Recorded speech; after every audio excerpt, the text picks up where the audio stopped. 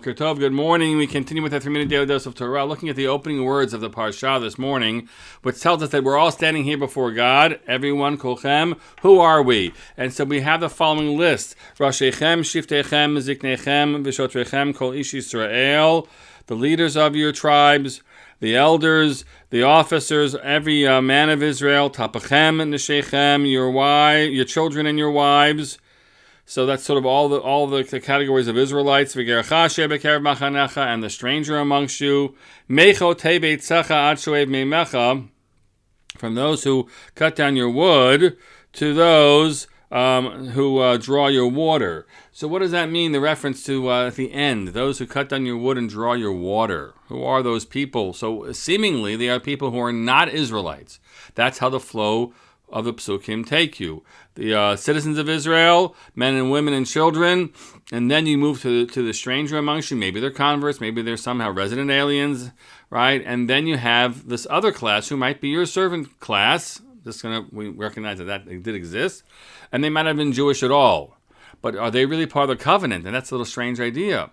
So are they them, or are they actually just sort of, we move to class issues, and they might indeed be Israelites who don't have much station at all. I want to share with you the teaching of the Nachalas Yitzchak, who understands, who recognizes the strangeness of this Mechote Beitzacha Ad Shoei Mimecha. Instead of, we would have expected to see from your highest echelons to the common actions, instead of from the one common action to the other. That's the strangest in the pasuk.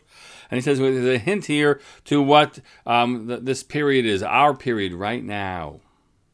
Our period in which we are trying to enter the covenant once more with God.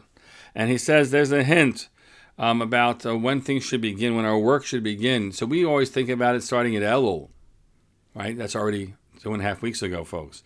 But he says, we should. The Gemara implies that you should do this earlier. Gemara Tanis implies that, and then he plays on the words Mechotev Eitzecha.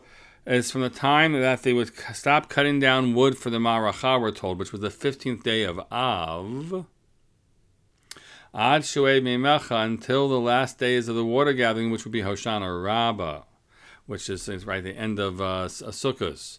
That the period that we are in now really began a few days after Tisha B'Av, and it will culminate then. We move from just saying, okay, Rosh Hashanah Yom Kippur, to broadening it earlier and extending it beyond. And so all the time in which we're meant to be doing important work, La'avracha B'Vrit Hashem, to try to get right with God, back in God's covenant. So take advantage of this time, folks.